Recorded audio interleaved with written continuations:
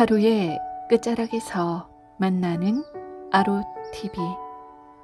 오늘은 우연한 만남에서 캐치한 살인 사건의 단서를 담았습니다. 옛날 이야기와 함께 꿀잠 주무시기 바랍니다.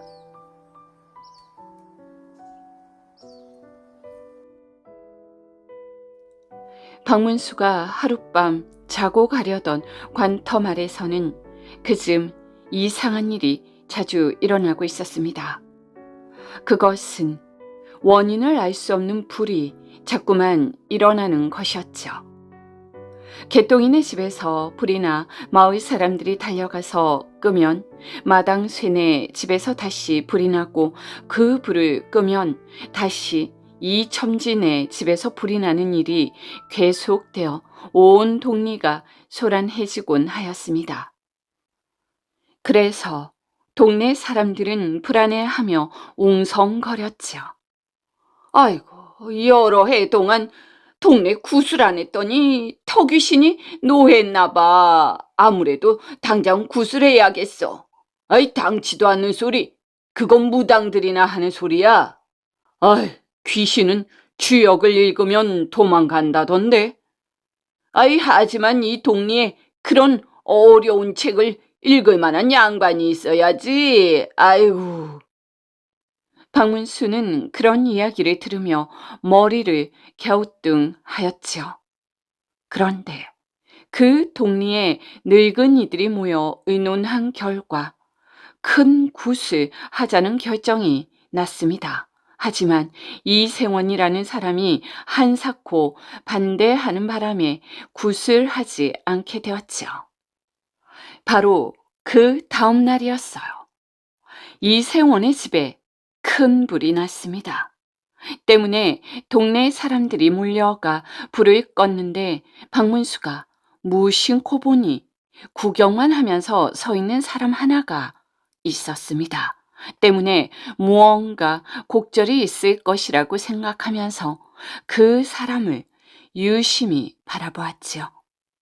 박문수는 불이 다 꺼진 뒤에 동네 사람들에게 물어보았어요.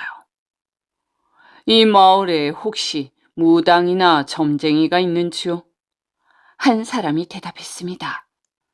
이 마을에는 없지요. 그런데 저 아랫마을에 무당하고 점쟁이 부부가 살고 있습니다요. 몇 해나 살고 있소? 한 10년 넘었지요. 그러면 이 마을에서 해마다 구슬했습니까? 전에는 해마다 큰 굿을 했었지만은 요즘은 여러 해 동안 흉년이 들어 큰 굿은커녕 작은 굿도 못했습니다요. 그날 밤 박문수는 그들의 집 근처로 가서 동정을 살피기로 했습니다. 무당과 점쟁이 부부의 집 창문 틈으로 희미한 등잔불빛이 새어나오고 있었죠. 그런데 때마침 말다툼하는 것 같은 소리가 들려왔습니다.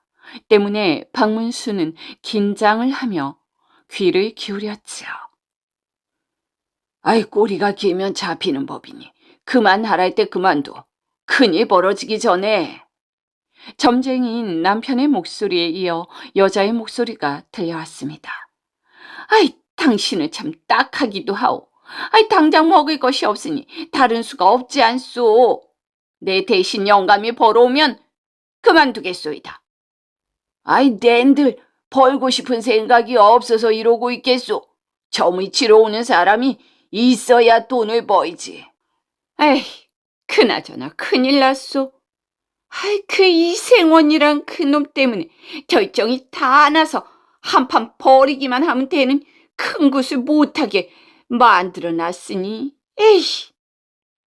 박문수는 이생원을 욕하는 무당 여편의 말을 듣는 순간 계속되는 화재 사건의 전모를 파악하였습니다. 또한 확증은 아니라고 해도 증거에 가까운 것은 남편인 점쟁이가 말한 말 중에 꼬리가 길면 잡히는 법인이라는 부분이라고 생각했지요. 바로 그때였습니다. 박문수는 어두운 골목에서 소리 없이 빠져나가는 눈에 익은 사람을 보았어요. 그 사람은 분명히 자기보다 먼저 떠난 암행어사 이광덕이었죠. 여보시오, 이교리 하고 박문수가 부르자 그 사람도 뒤돌아보며 반가워하는 목소리로 말했어요. 아니, 영송군 아니시오? 수고가 많으시오. 박문수가 손을 잡으며 치하하자 이광덕이 씩 웃으며 대꾸했어요. 아이고, 소생은 별로 하는 일이 없지만 영성군이야말로 이런 곳에까지 손을 뻗고 계시니 정말로 장하시오. 다음 날 두 사람이 성주에 출도하자 읍내가 술렁술렁이고 관속들은 깜짝 놀라 난리법석을 떨었습니다. 동헌의 좌기한 박문수는 곤 포졸들에게 시켜 관텀 아래 사는 무당과 점쟁이 부부를 포박해오게 하였죠. 그들은 처음에는 자기들과 관계가 없는 일이라며 시치미를 떼었으나 국문이 계속되자 결국 범행을 자백하였습니다. 아이고, 죽을 때가 되어 큰 잘못을 저질렀습니다. 우리는 관터말로 이사 오고 나서 10여 년 동안 잘 살았습니다. 그런데 최근 3년 동안 계속된 흉년으로 인해 구술하거나 점을 치러 오는 사람들이 없어 굶어 죽게 되었습니다. 그래서 할 수 없이 동네 아이 차돌이를 꿰어 사방에 불을 놓게 하여 동네 영감님들이 큰 굿을 하기로 결정했습니다. 하지만 이 생화원의 반대로 인해 아이고 취소가 되었고 꼬리가 길어져 이렇게 잡혀오게 되었습니다. 용서해 주시옵소서. 그렇게 두 부부의 말을 들은 박문수는 이 어사와 의논하여 그들의 집에도 불을 지르라는 명령을 내리고 서서히 길을 떠났습니다. 아이, 그 계집 참. 아이, 어찌 그리 지질이도 못생겼는고? 에헤이. 아이, 그러니까 나이 30이 다 되었는데도 3대 호라비로 사는 사내들 중에서도 건드리는 놈이 없는 것이지. 하하. 그렇다면 저 계집은 아직까지 음양의 이치를 모를 것 아니야? 아이, 누군가가 눈 딱 감고 그 맛을 보여준다면 저 계집에게 적선하는 일이 될 것인데 말이지. 헤이, 반드시 신명의 가호를 받게 되겠구먼. 헤헤헤. 아이, 자네 말이 맞네 그려. 하하하. 하하하. 서실에 앉아 조용히 책을 읽고 있던 박문수는 밖에서 들려오는 왁자지껄한 소리 때문에 호기심이 생겨 책을 덮고 밖을 내다보았습니다. 그때 광가에 한 계집종이 물동이를 이고 앞을 지나가고 있었는데 얼굴을 희끗 보니 과연 추녀였지요. 그런 여자라면 제 아무리 여자가 아쉬운 호랍이라도 건드려 보고 싶다는 생각이 나지 않을 것 같았습니다. 걸어가는 뒷모습을 물끄러미 바라보던 박문수는 문득 그 계집종이 가련하다는 생각이 들었어요. 외삼촌을 따라 임소인 진주에 와서 잠시 머물며 공부하는 동안 아름다운 한 동기를 사귀어 죽자 살자 하면서 한창 뜨거운 정을 나누고 있는 그였지만 저것도 인간인데 하고 생각하며 버림받은 그 계집종을 자기가 한번 기뻐하게 해주어야겠다고 결심했어요. 그날 밤 다시 물동이를 이고 선실 앞으로 지나가다가 박문수의 방으로 불려 들어간 그 계집종은 한참 후에 만면에 희색을 띠고 황홀한 꿈에서 채 깨어나지 못한 기분이 되어 그 방에서 나왔습니다.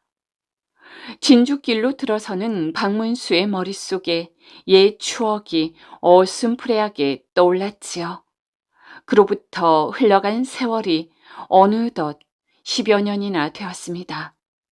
박문수는 그 후 얼마 지나지 않아 서울로 올라가 과거에 급제하여 청환에 지내다가 암행어사가 되어 다시 영남 지방으로 내려오기는 했지만 남루한 그의 모습은 누가 보아도 틀림없는 걸객이었지요.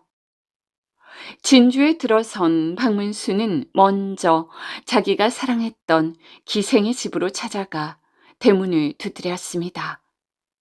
곧 한 노파가 방에서 나와 대문을 열고 내다보았는데 그는 기생의 어머니였지요. 박문수는 시치미를 뚝 떼고 말했습니다. 밥 좀 주시오. 노파는 의아해하는 눈으로 한참 동안 박문수를 쳐다보더니 고개를 갸웃거리면서 아이고 참, 이상한 일도 다 있군 하고 중얼거렸어요. 아니, 뭐가 그렇게 이상하다는 거요? 아이, 당신 얼굴이 옛날에 여기 계셨던 박서방님과 너무나 닮았기에 이상하다는 겁니다. 허허허, 내가 바로 그 박서방이라네. 예? 노파는 비로소 깜짝 놀라며 말했죠. 아이고, 이를 어찌하이고, 아유, 서방님이 어쩌다 이런 꼴이 되어서 여기에 오셨단 말입니까?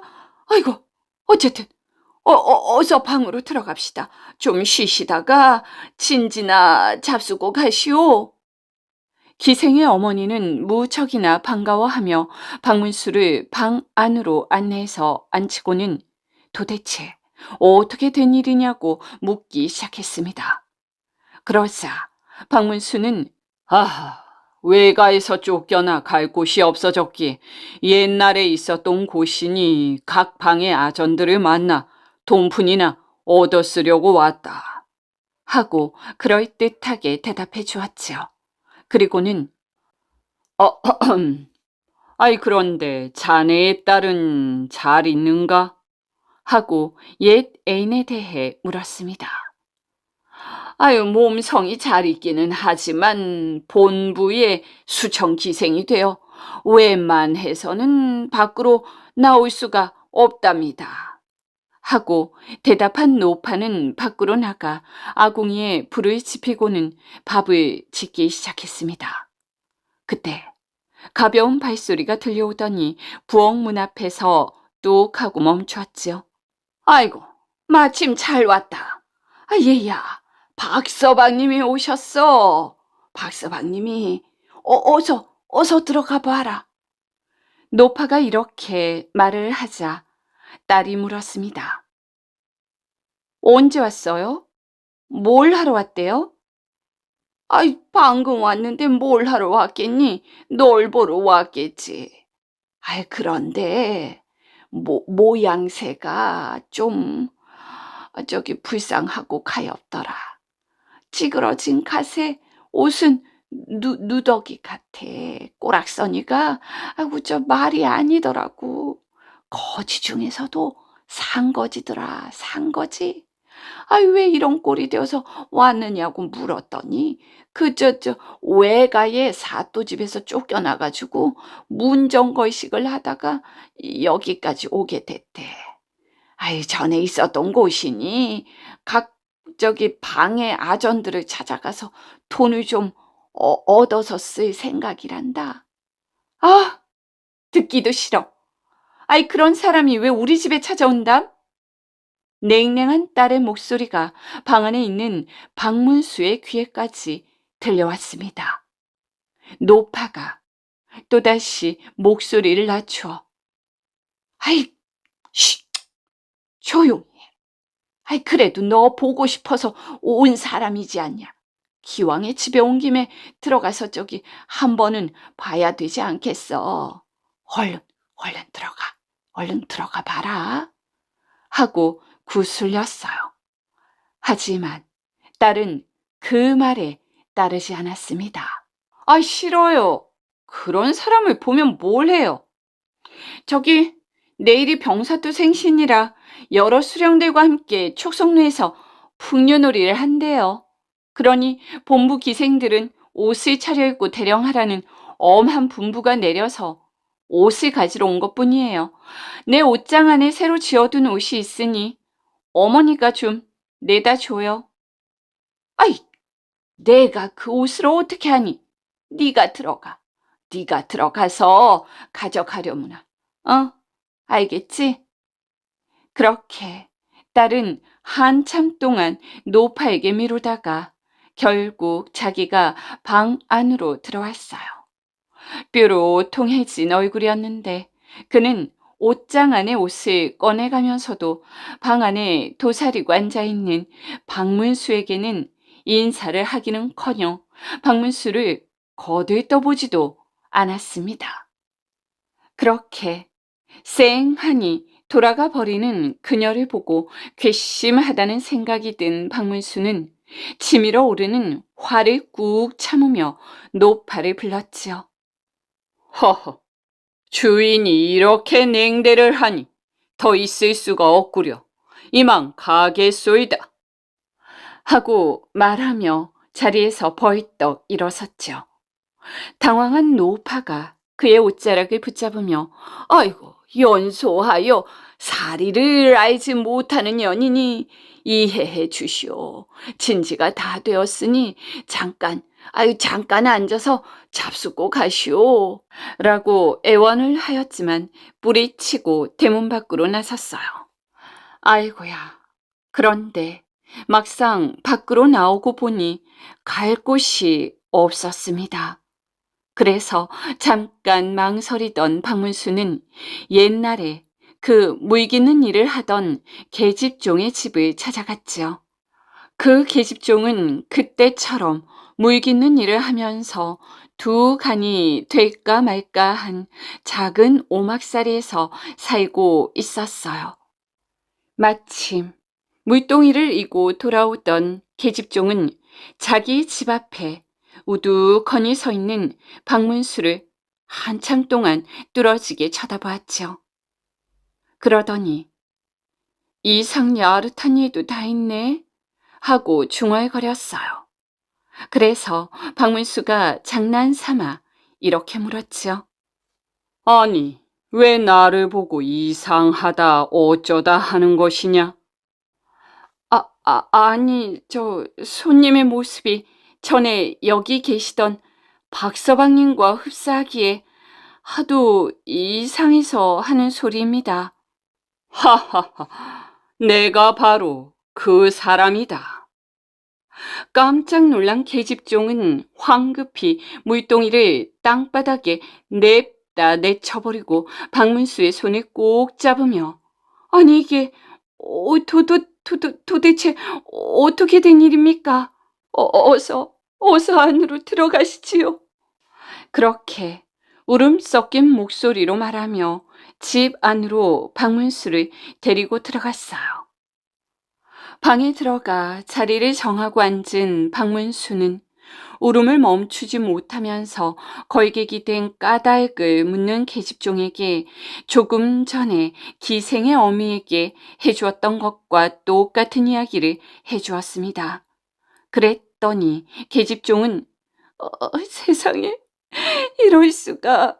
쇠내는 서방님이 크게 되실 것이라고만 믿고 있었는데 이렇게 되실 줄은 꿈에도 생각지 못했나이다. 라며 한참 동안 계속해서 우는 것이었어요. 그리고는 시렁 위에서 너저분한 상자 하나를 내려놓고 뚜껑을 열었는데 그 안에는 종이로 싸고 다시 보로 싼 보퉁이가 들어있었습니다. 계집종은 종이를 벗기고 그 안에 있는 명주 옷 한 벌을 꺼내더니 갈아입으라고 권했지요. 이 옷이 어디서 났느냐? 박문수가 은근히 놀라며 묻자 계집종이 수줍어하며 대답했어요. 쇳내가 물을 길어서 모은 돈으로 옷감을 떠서 바느질 잘하는 이에게 삭슬 주고 꾸며놓은 것입니다. 서방님을 다시 만나게 되면 드리려고 고이 간직해 두었던 것이랍니다. 아, 그래. 박문수는 그가 그렇게 마음을 써준 것이 여간 고맙지 않았습니다. 하지만 그 옷을 당장 갈아입을 수는 없는 입장이었기에 너의 정성은 고맙지만 지금 당장 입을 수는 없구나.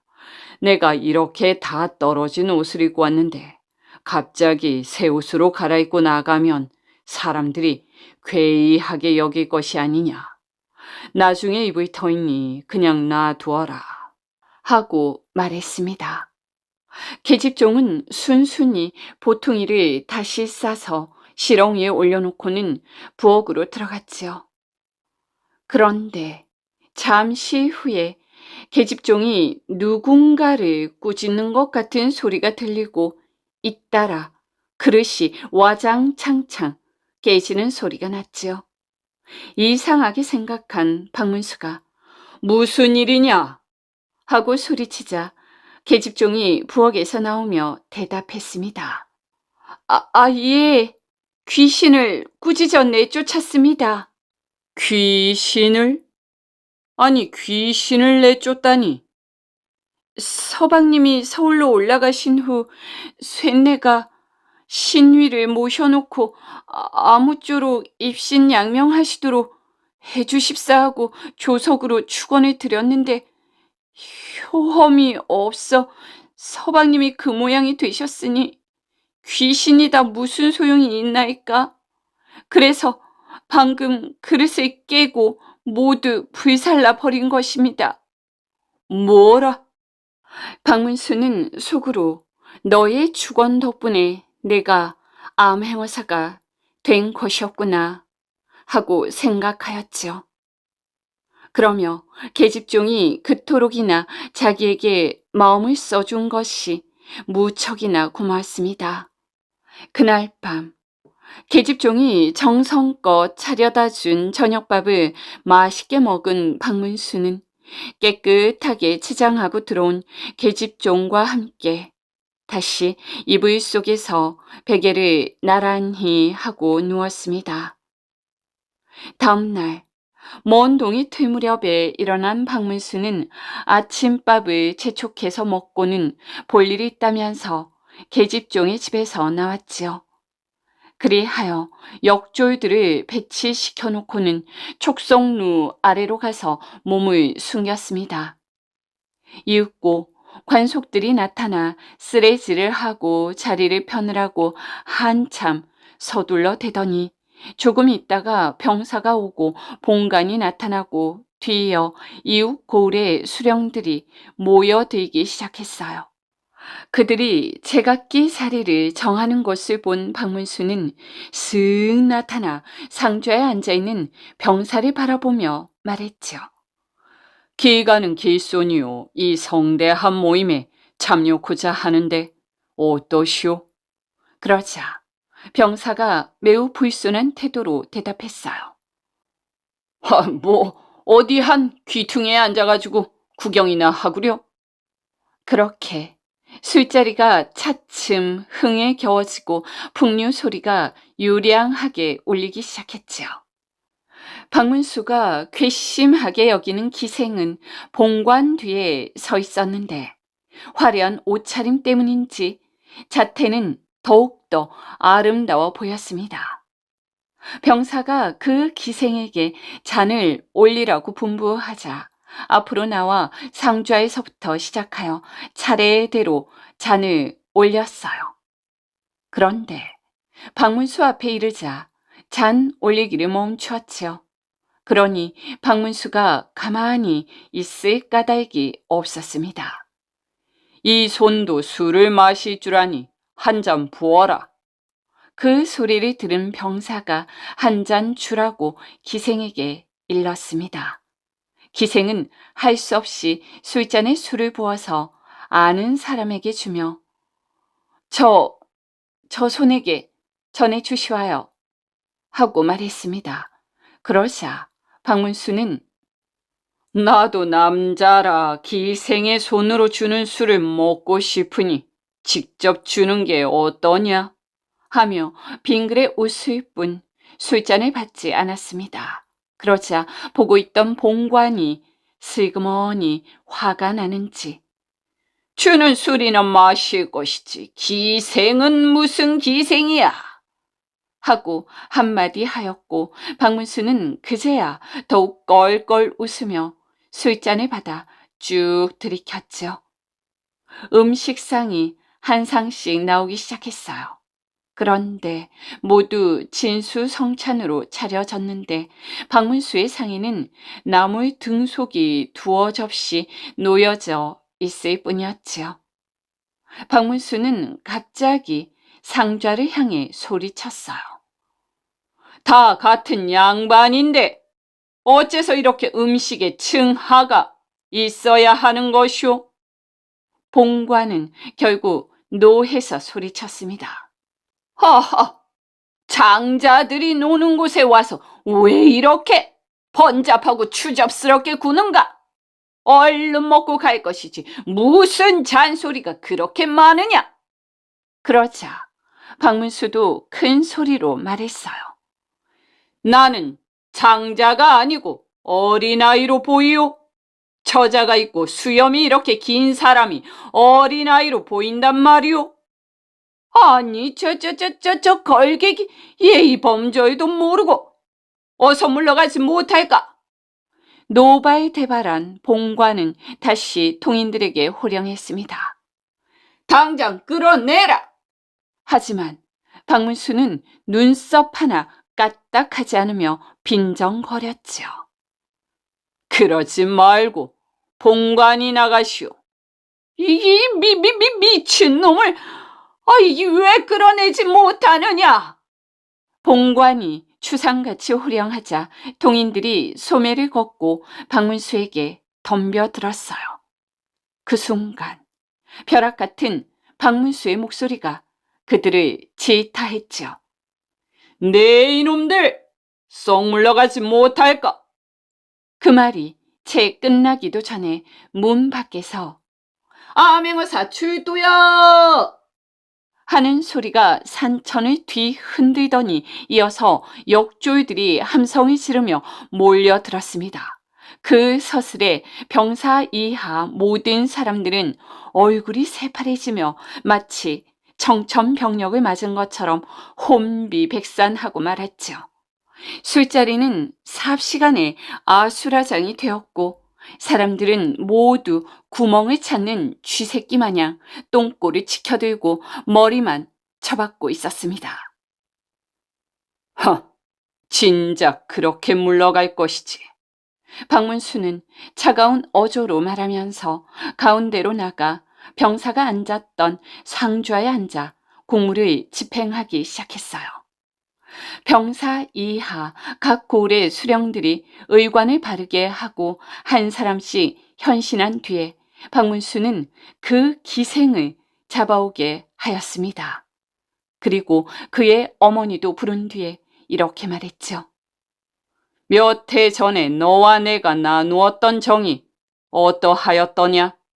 산이 무너지고 바다가 마르도록 변하지 않겠다고 약속했는데 내가 비록 이런 모양을 하고 왔기로써니 네가 나를 그렇게 과시할 수가 있느냐?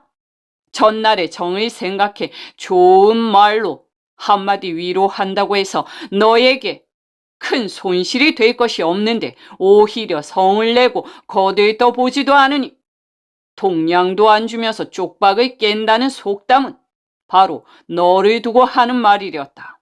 내 소행은 죽여야 마땅하나 너 같은 계집년을 죽여보았자 득될 것이 없으니 때려서 인간의 도리를 알게 할 것이니 그리 알아라. 이어서 박문수는 그의 어머니에게 내가 약간이나마 인사를 차릴 줄 알았기에 내 딸을 살려두는 것이다. 하고 말하고는 약간의 쌀과 고기를 주게 했습니다.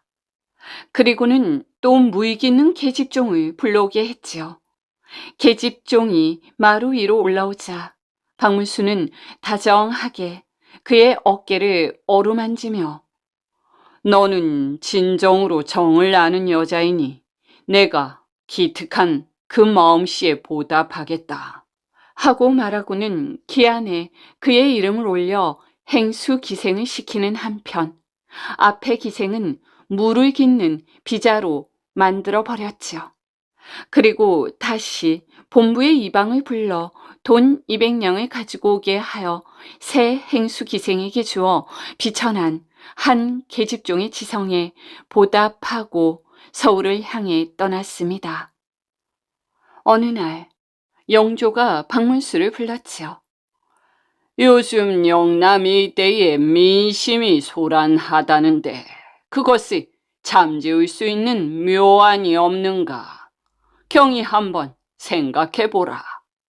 하고 말하자 박문수가 그 자리에서 아뢰었어요. 백성들의 마음을 안정시킬 수 있는 방법은 옥사를 올바르게 바로잡는 것이라고 생각하옵니다. 어허, 하지만 누가 감히 그 일을 감당할 수 있겠는가? 소신이 비록 미력하오나 힘써서 그 일을 한번 해볼까 하옵니다. 그래. 영조는 그날로 당장 박문수에게 영남 별견 감진어사라는 직책을 내렸고 박문수는 패포 파립으로 영남 지방을 향해 떠났습니다.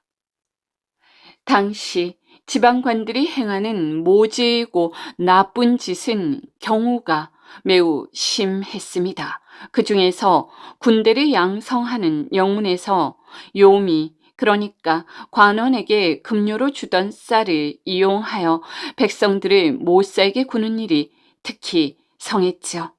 이것은 봄에 요미를 백성들에게 빌려 주었다가 가을에 장리, 그러니까 구워준 곡식의 절반에 해당되는 이자를 받는 행위였어요.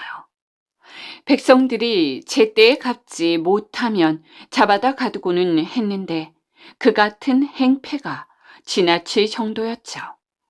때문에 박문수는 그 같은 일이 계속되는 것을 방지하기 위하여 그들을 중벌에 처했고 그때부터 요미를 이용해서 이득을 취하는 악행이 없어졌다고 합니다. 박문수는 푸른 산 위에 떠있는 구름을 바라보며 영천을 거쳐 천년 고도인 경주에 들어섰어요.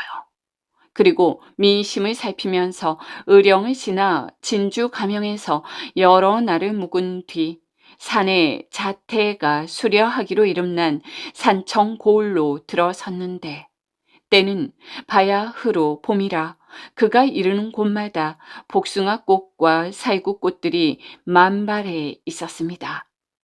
이윽고 산청 고을에 들어서서 원을 찾아갔더니 아이고야, 원은 벌써 그가 암행어사라는 것을 눈치챘는지 대접이 아주 융숭하였습니다.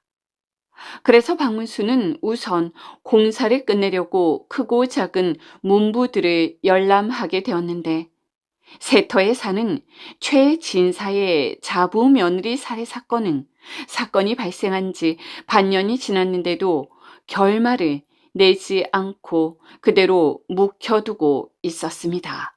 따라서 박문수는 옥사를 밝히는 것이 어사로서 행각하는 목적이었기에 내용을 읽어보았더니 다음과 같았지요.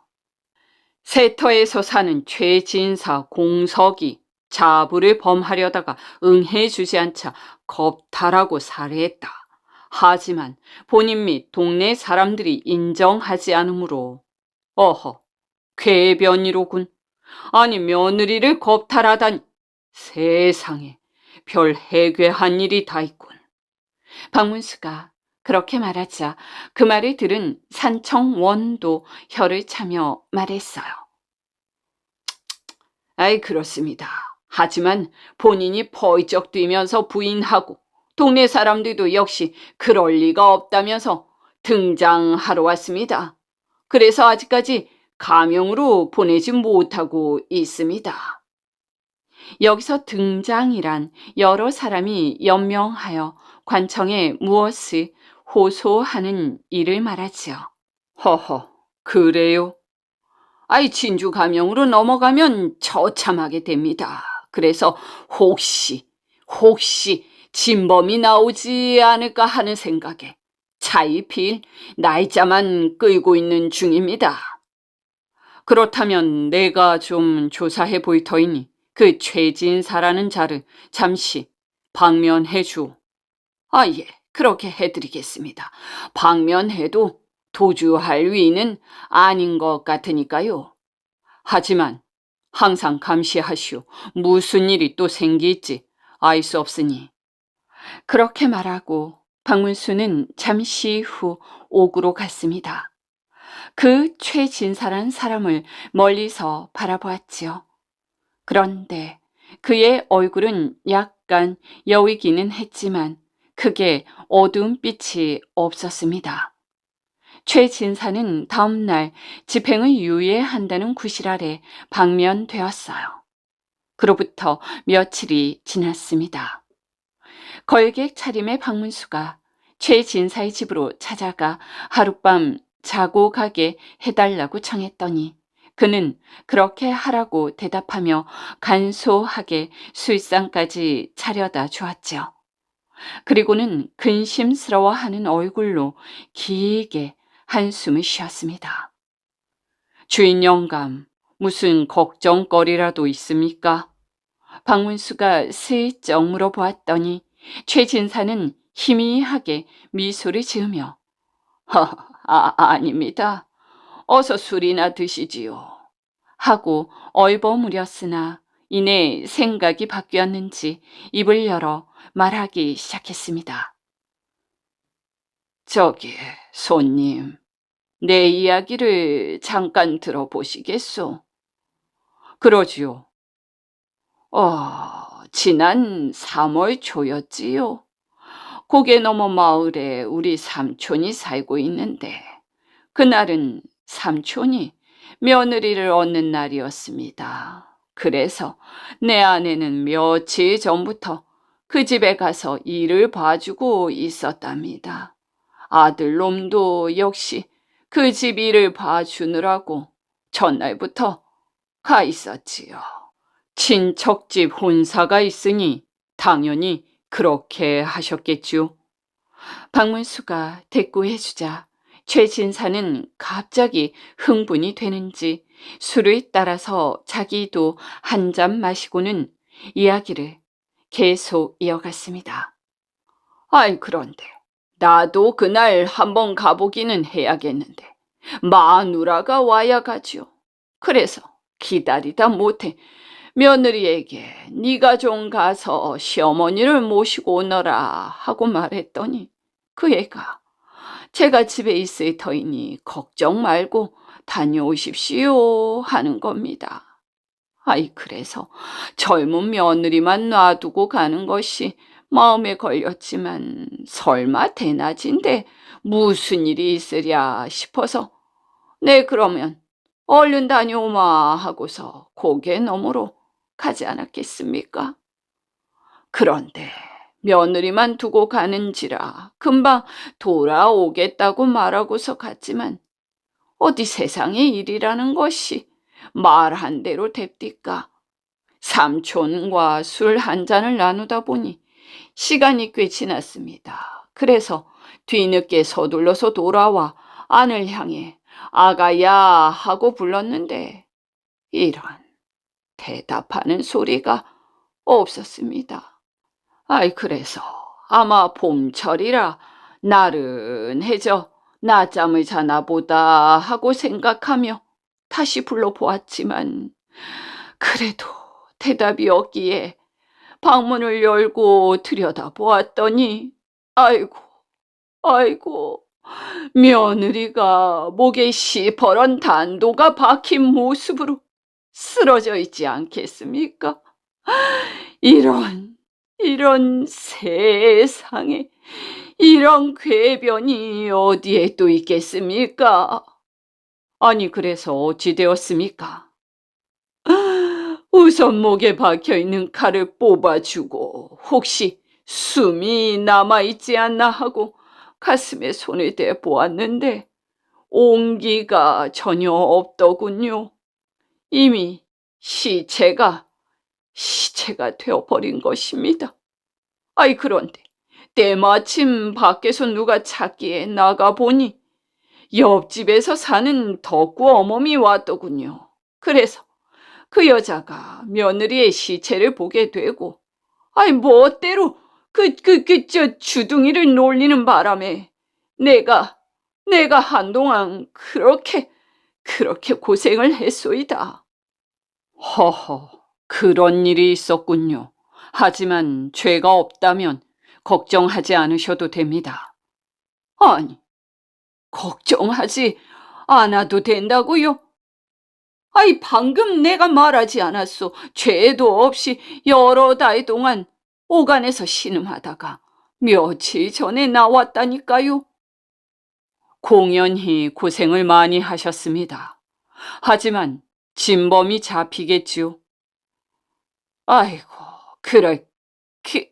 그렇게만 된다면야 얼마나 좋겠습니까? 며느리를 잃은 것만도 원통한데 나는 더러운 누명을 쓰고 관가에서는 진범이 누구인지도 알지 못하고 있으니 도대체 어떻게 해야 좋을지 모르겠습니다.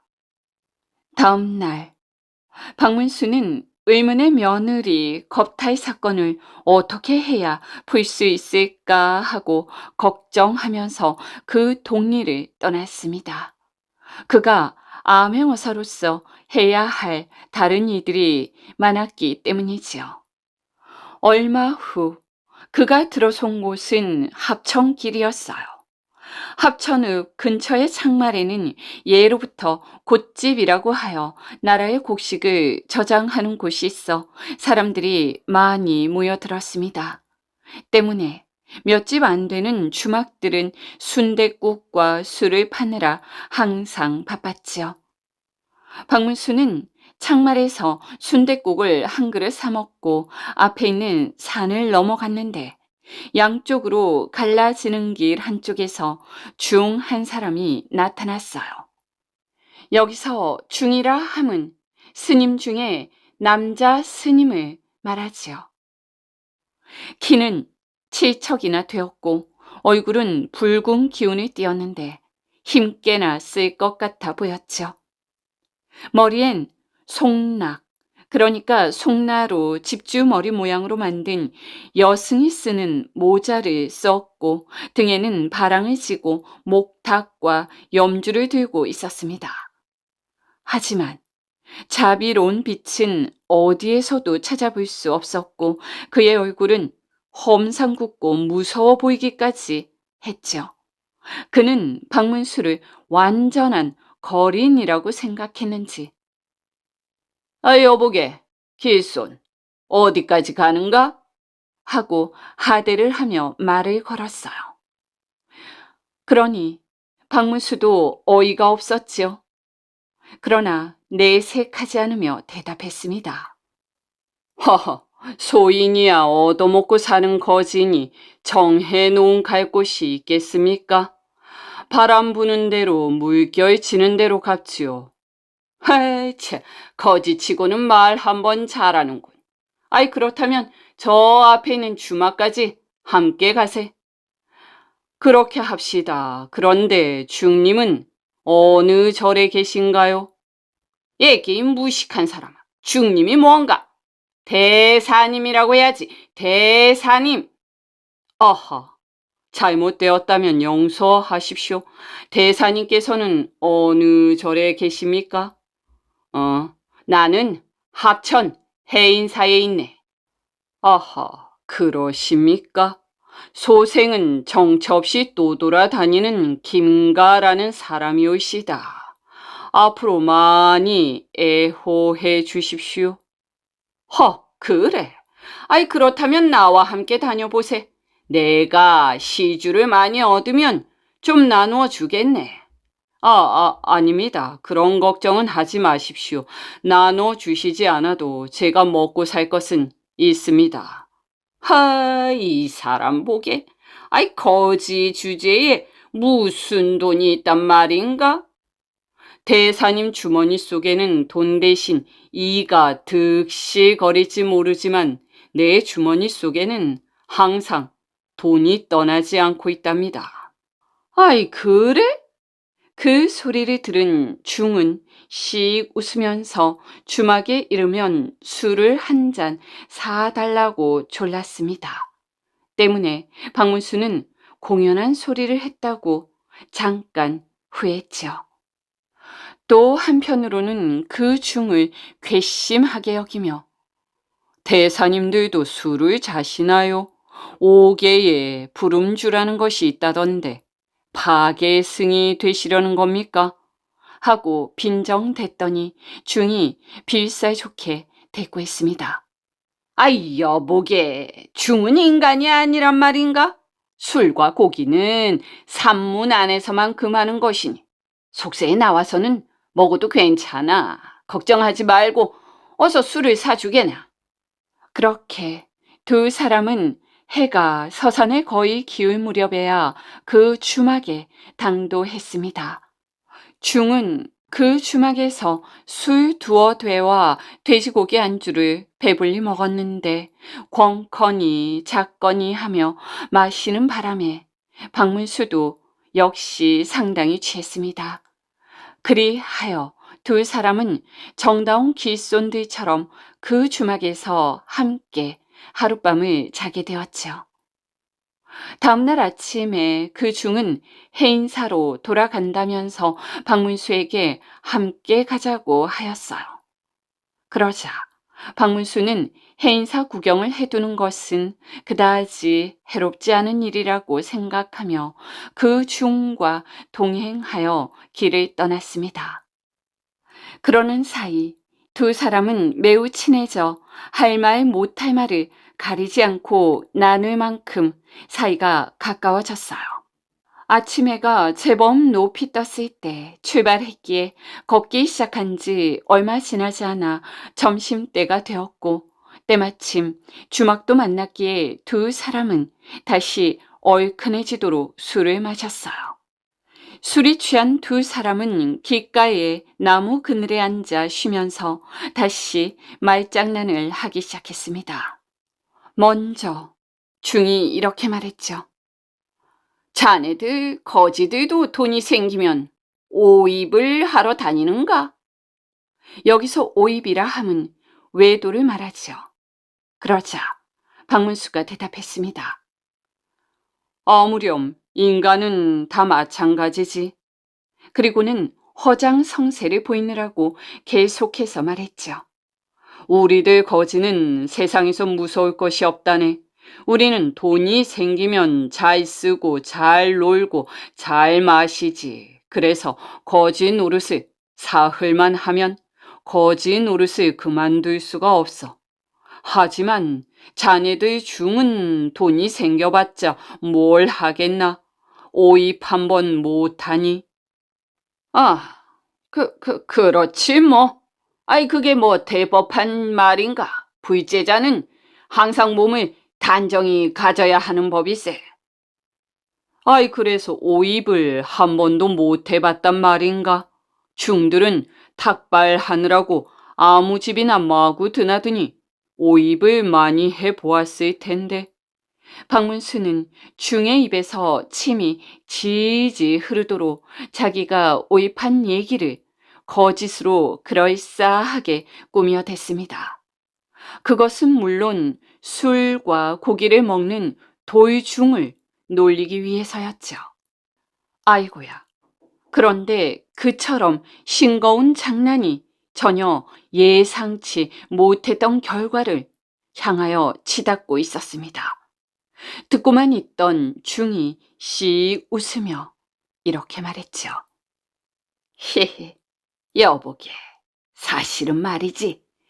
나도 젊은 색시와 한번 놀아본 적이 있다네. 헤헤헤. 그때 박문수는 본능적으로 이상한 느낌을 받았습니다. 그래서 대화를 이어나갔지요. 어허, 자네는 역시 내가 생각했던 것처럼 전하의 못된 도의중이었군. 아니야. 그런 게 아니라, 나 같은 대사는 그런 짓을 해도 아름답고 깨끗한 인과를 가져오게 된다네. 그래서 내가 시골에 가면 촌색시들이 나를 보려고 야단이 나지, 야단이. 그리고 목청 좋게 다란이를 외우면 색시들이 사방에서 모여든단 말이야. 허허, 거짓말을 자기도 하는군. 자네 같은 중놈이 어디가 잘났다고 색시들이 모여든단 말인가? 허허허. 모르는 소리 하지 마. 지난 봄에 내가 산청에 어느 마을에서 인물이 고운 색시를 하나 보았는데 말이지. 아이고, 아름답기가 월궁의 항아야. 그 집에 여러 번 드나들어 그 색시를 눈여겨볼 수 있었지. 그러니까 얼굴만 보고서 놀아본 적이 있다고 말하는 게야. 손목 한번 잡아보지도 못했으면서. 왜 못 잡아봐. 등신이 아는 다음에야 보고 있을 수만 없지 않는가. 그 색시의 손목이 참말로 보드랍더구만.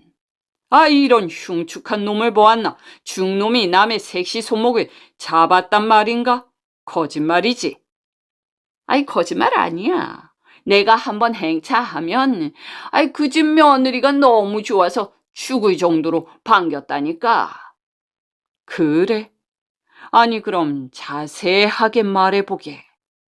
박문수가 그렇게 충동질을 하자 그는 신이 나서 다시 입을 열었습니다. 잘 들어보게. 내가 그 집에 갔는데 마침 아무도 없는지 집안이 조용하더란 말이야. 그래서 슬그머니 안으로 들어갔는데 여전히 조용하더군. 그래서 안방 앞에까지 갔더니 방문이 바시시 열리면서 그 색시가 나오지 않겠나.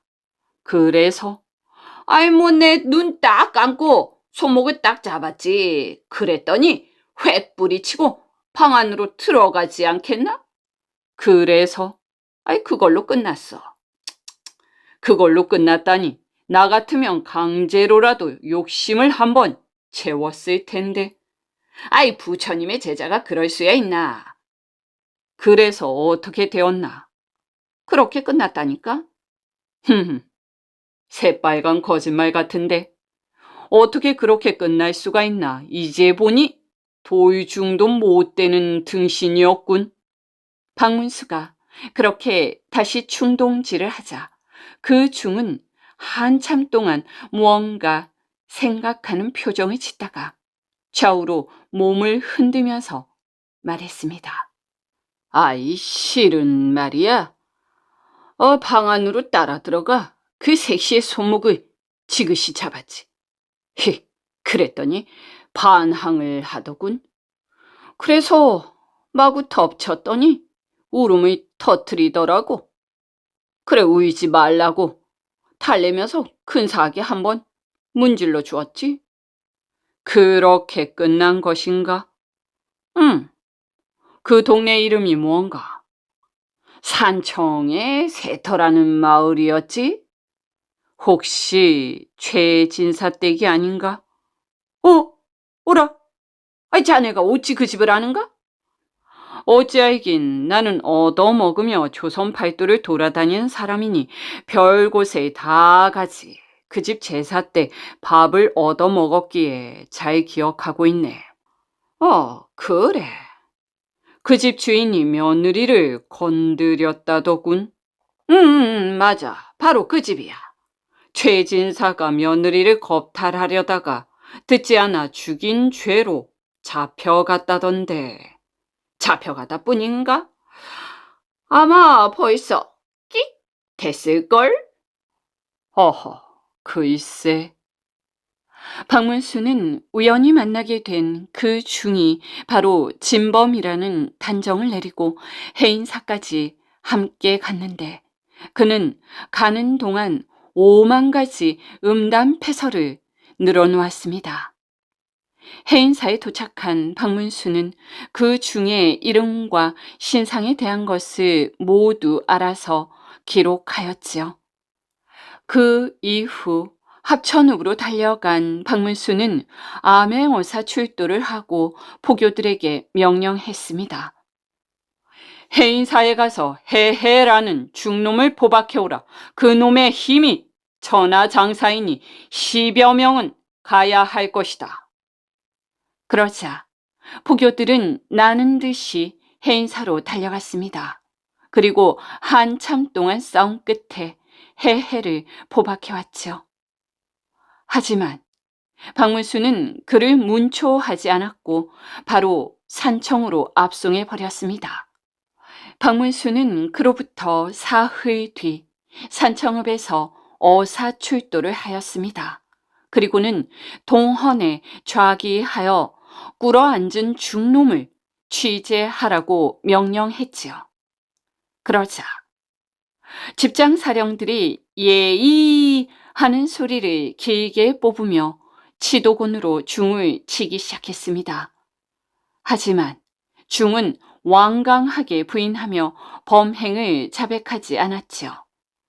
하지만 어사 박문수가 너는 지난 3월에 산청마을에 사는 최진사의 며느리를 겁탈하려다가 뜻을 이루지 못하게 되자 칼로 찔러서 죽였다.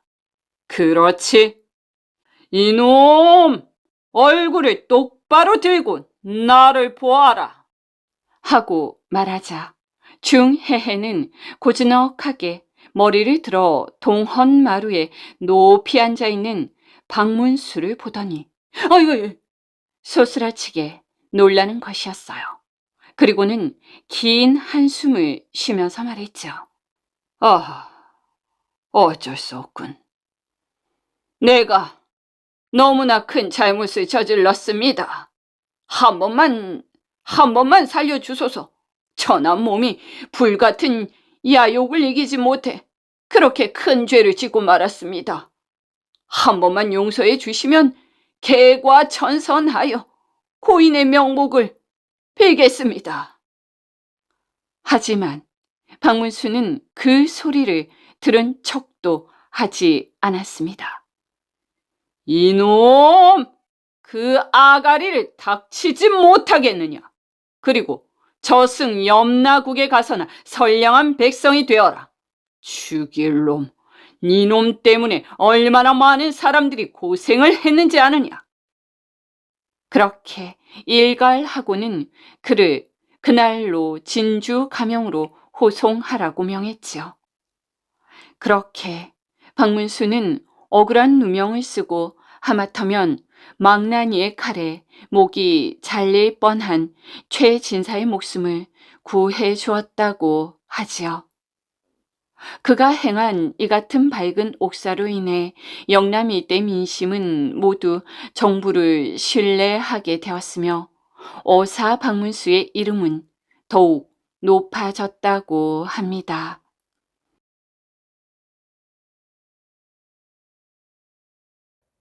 오늘 들으신 이야기는 단순히 사건을 해결하는 영웅담을 넘어 박문수라는 인물이 세상을 대하는 태도 자체를 보여주는 것 같습니다.